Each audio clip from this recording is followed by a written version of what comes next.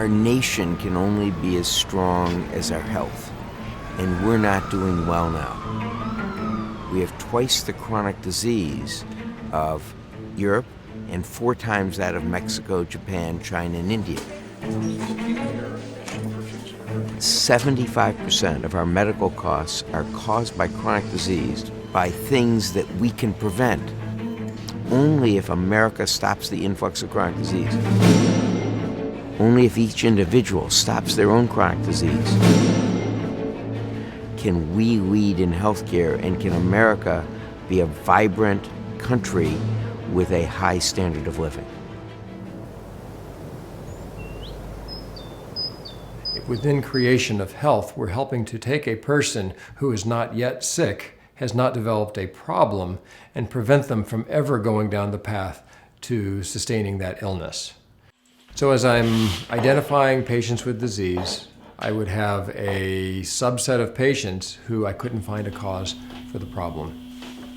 Well, then when I discovered the amazingly strong association between mouth disease and the things that I do treat, like blood pressure, diabetes, heart attacks and strokes, even things like pneumonia, and a whole long list of systemic diseases that can originate from disease in our mouth, that was another turning point in my career. Once I looked inside the mouth, I found the source of a lot of problems in people who otherwise might not have had their problems identified.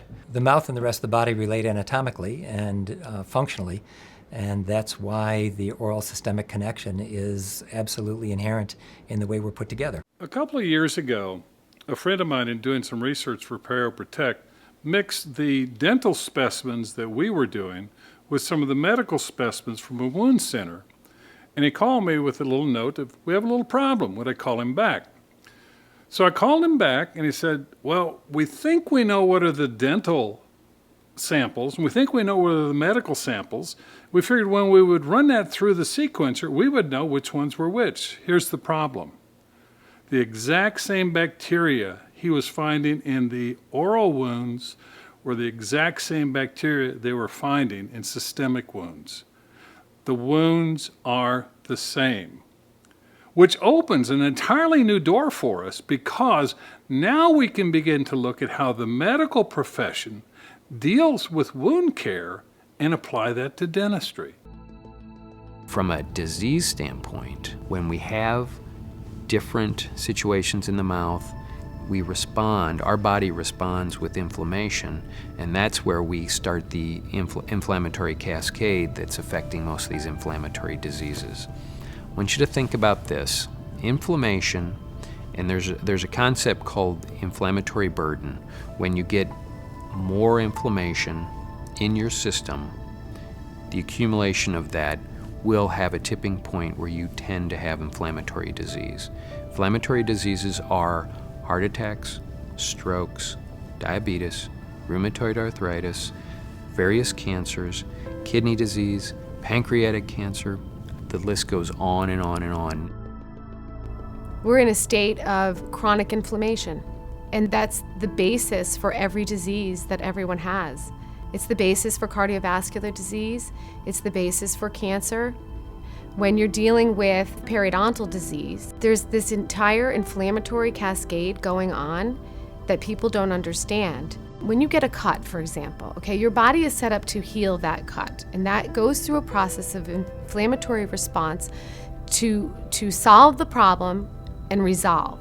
If you always have a chronic inflammatory bacterial condition in your mouth, then you never turn off that process of inflammation. In other words, it never gets the opportunity to resolve and go away. There's just too much. The body can't react to all of them, and the body gets sick.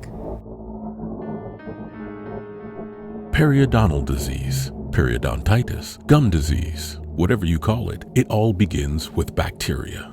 Bacteria are microscopic organisms, and in your mouth, there are billions. Over time, these bacteria can stick together and multiply over and over again. They can then form a colony and join together to create a thick layer called a plaque biofilm. Then, over a short period of time, it can dramatically spread throughout all of your mouth, teeth, gums, tongue, cheeks, everywhere. If there's an opening in your bloodstream in your mouth, the harmful bacteria can enter, causing the body many sicknesses. But there is another problem that occurs in response to the bacteria as your body tries to fight back. Inflammatory cells are triggered to try and kill the bacteria. But bacteria build their own strong defenses and battle back. This microscopic war ensues, and the result? Chronic inflammation. And inflammation is the basis for so many diseases. So bacteria is basically a foreign organism that comes into our body and attacks our body and causes disease. So we say to the dental patient, you have an infection in your gums. The total area of your gums is about the size of the palm of your hand. If you looked at the palm of your hand and you saw an open wound the size of the palm of your hand, would you just decide not to do anything about it? And yet people are choosing every day not to address the infection in their mouths. People think that it's normal that when they brush their teeth, their gums bleed. And I don't know where they came up with that. If there's a little blood in the sink, it means they've got a problem. The bacteria that cause inflammation in the mouth will typically cause inflammation in the rest of the body. Yet if there's a little inflammation between the teeth, it means that there's a problem where those high-risk bacteria may be getting into their bloodstream and cause any one of the many systemic diseases that can originate from bacteria in the mouth.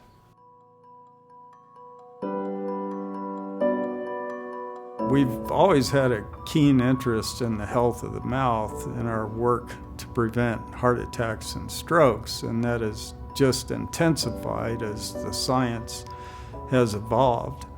We now have great science telling us that the cause of arterial disease is inflammation.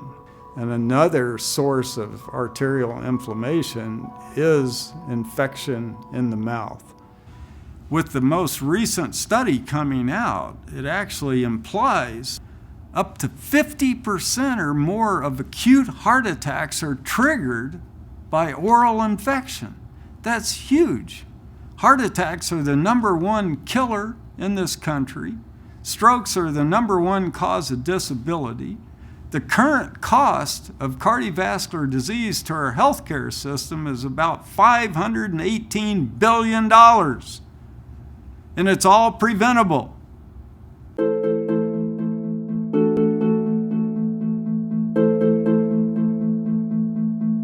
Inflammation sets up a reaction that causes things in our body that makes us less responsive to insulin, which is how we develop type 2 diabetes. So whether it is inflammation from just a fat belly, or whether it's inflammation from gum disease, or whether it's inflammation because you've got a chronic abscess someplace, it causes the same process of a resistance to insulin, which leads to type 2 diabetes, or is the hallmark of type 2 diabetes.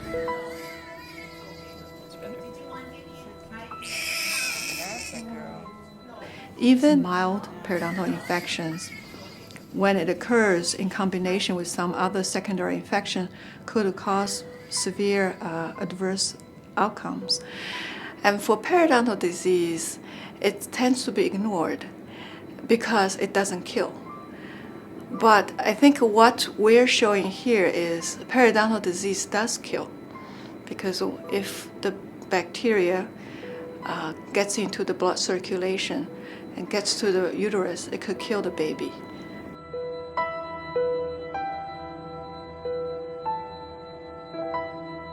They now tell us that half of America has a condition known as periodontal disease. Well, what it says to me is half the people that now go into surgery have this condition, and we know what can happen with this condition in surgery. The body can only fight infection on so many fronts, and it's like a war. It has a certain amount of resources it can allocate to that fight. And when you have an infection elsewhere in your body, it's allocated resources to that infection site. And then when you go in and do a surgery, you create another wound, and that wound demands that the body put attention to it too. So the reason you don't do surgeries on patients who have infections is because it diminishes their ability to recover from the surgery and increases the likelihood that any other bacteria could then take hold because there just aren't enough antibodies to fight that infection. It's clear to see that the inflammatory burden caused by periodontal disease is a serious problem. For the mouths of America to get healthier, there is a specially trained group of men and women in this country who will have to step forward and provide preventive care. Some refer to them as oral medicine specialists. We know them as the dentist. Now the dentist is looking through a wider scope, a wider viewfinder, and now being a screener, looking at a wider context of treating the whole person versus just the mouth. And we're not saying dentists are going to replace medicine. No, they're now partners with. And they are the first line of defense because the mouth is that first indicator. And check this out. 9 out of 10 patients who go to a dental office do not have a primary care physician on their medical history form. The public, government, insurance, caregivers, and even dentists themselves have to begin to think of dentistry as part of the first line of defense against disease and sickness. The distinction between the standard dentist and a complete health dentist is extremely important. The standard dentist does a good job of taking care of teeth and the mouth, but a complete health dentist focuses not only on care of teeth and the mouth, but also cares for the complete health of the individual. I know we're going to make some vast changes in people's lives for the better. We're going to save a lot of lives. We're going to improve a lot of health. We're going to save a lot of healthcare costs. And I have no doubt that the world will be a better place because of all the work all of these passionate individuals are doing. There doesn't have to be any one hero. There just has to be a whole lot of heroes working together. One of the keys in everyone getting healthy is decreasing inflammation. And the most powerful thing we know about decreasing inflammation is taking care of your gums. And dentistry has a key role in that.